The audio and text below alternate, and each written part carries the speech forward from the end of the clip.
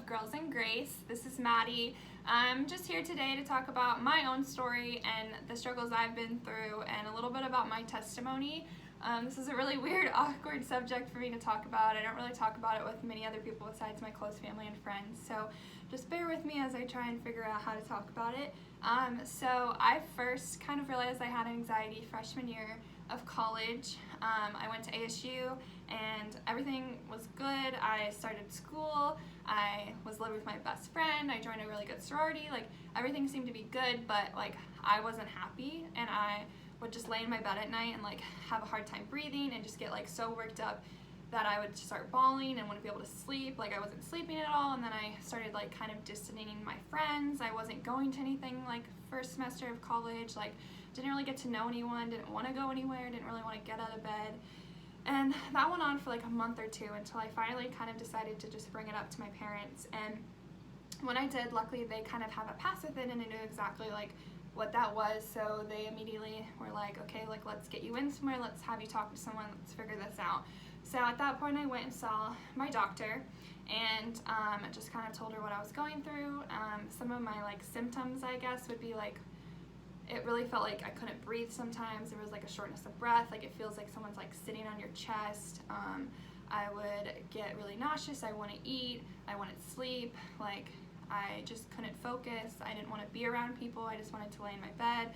And so I kind of just told her everything, and she was okay, based off of your symptoms, she diagnosed me with anxiety and depression, and from there she decided that I should go on a medication. So at that point I went on anxiety and depression medication, and that was kind of it. I didn't really go see anyone else. I didn't really talk to anyone a professional or go to the Word or go to God about it. I kind of just took my medicine, left, and went on with life. And now that I look back, that's where I went wrong, was I didn't go to God and I didn't go to the Word. I was just a college student at the time, and I was just there to have fun. And so I went on, and for about 2 years of college, it was okay. I would get in little slumps and get really low, but I would just deal with it, or I'd just have my anxiety attacks and I would just talk through them with my mom, and it just never seemed to really go away. And when it did seem to go away, I'd finally be oh, thank goodness, God took it away from me. And then I would hit a wall again and something would happen again, and I would go down a dark path. And I just remember there was 1 month in college where I was so depressed I literally didn't get out of bed for a week, and it comes off as being lazy. And so a lot of my friends would say oh, you're so lazy, you take naps all day, you don't go to class, you don't want to go out on the weekends, you go home on the weekends. And it's hard to explain to people that you physically can't get out of bed, or you mentally just don't want to go out and be with people. It's just really hard for other people to understand, so it often comes off as a negative, you're just being dramatic, you're just lazy. And so I just kept going on with college, and then about junior year I was still really struggling, and I just really couldn't get through it on my own. So I went back to my doctor that I had to continue seeing, but never really told her it was getting worse, and it just seemed getting worse. And so then I just increased my medication, and that was pretty much all they did. And then I went back, and my senior year I knew that I needed something more, and I was craving community, and I was craving Jesus, and I just didn't know how to find it, and I didn't know where to start. None of my friends were really going to church. None of my friends in college were focused on that, and so it was really hard for me. And so I did struggle with that a lot for senior year. And then at that point I got connected with one of my sorority sisters, and at the end of senior year we decided to start going to a young adults, and at that moment was when I started going to Impact, where I eventually met Cheyenne. But that was at the summertime of after college, so that would have been 2019, and I started going to community. Things are great. I had a community of Christians now. I was on a high, everything was good. And at that point I had found Jesus, so I was okay, I'm taking a step in my faith. I grew up as a Christian, but now it's my faith and I'm doing something about it. And I was so happy and doing so well that I thought okay, now God has taken my anxiety away. And it was a constant take it away, take it away, take it away. And then when you would get really happy, you would be oh, he took it away finally. And then you'd hit a pit again, and then you'd start getting really bad again, and then you're like, great, like he didn't take it away, like that's just a happy part of my life. And so then I started going to young adults, and then probably like 4 months into going to young adults, I started struggling really, really bad again, and I distanced myself from my friends. I wasn't really going to anything anymore. Like I would skip church, I would skip young adults, I just like, same thing, I didn't want to get out of bed, all those things were happening again, and I was just hopeless. Like I literally just remember crying to my mom, like I don't know what else to do. Like I pray, I go to church, like I ask like God for like help through it all, and like I really like don't know what else to do. And at that point I went and saw a psychiatrist, and I decided to go see a Christian psychiatrist just because it's really difficult to talk about mental health with doctors that don't like discuss it within Christianity, because it really is the only way to discuss it in my life. And so I decided to go see her, and she talked through a lot of things with me, talked about what I can do like in my personal life, and we also changed up my medication, and so now I take 2 different ones. And I decided that like I really needed to focus on my mental health. For the first time, I kind of would always push it to the side and try not to like think about it or try not to deal with it. And so at that moment I was like, you know what, I really need to take this to Christ and just like give him full control, and just like give him my heart and let him like go through it with me.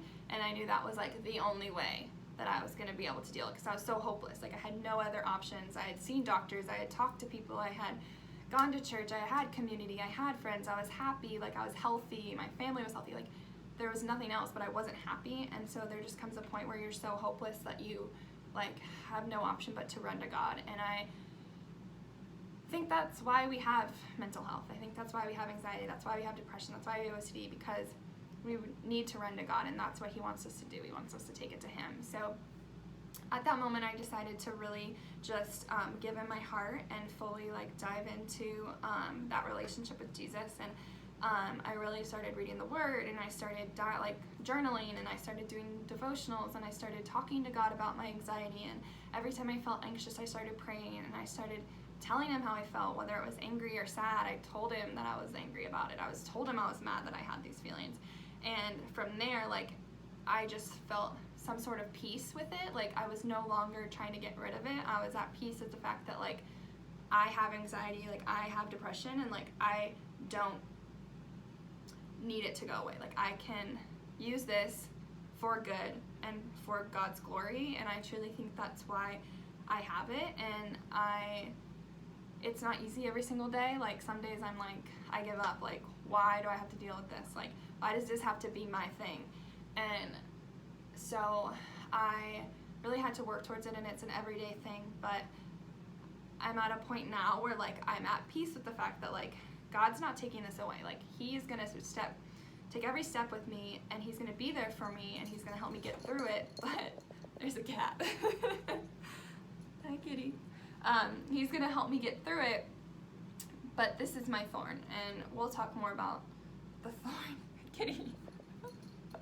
Sorry, she wants to get in the camera. No, it's okay. And so and so I really truly believe that like this is my thorn, and this is what I was given to get closer to Jesus. Because I look back and I can honestly say like I don't think I would have the relationship I have with Jesus if I didn't have anxiety and depression.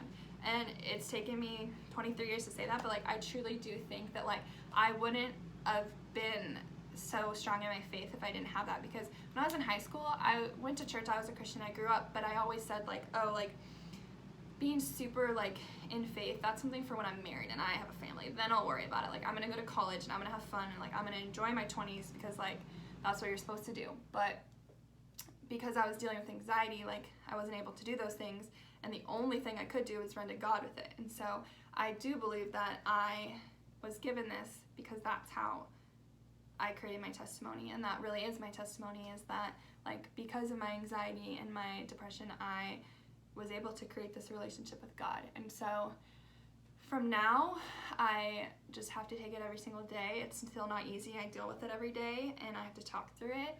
And having friends and family like in a community that understands and knows what you're going through is really important. And I think for a long time. I was too scared to tell people, and honestly, I still don't talk about it a lot.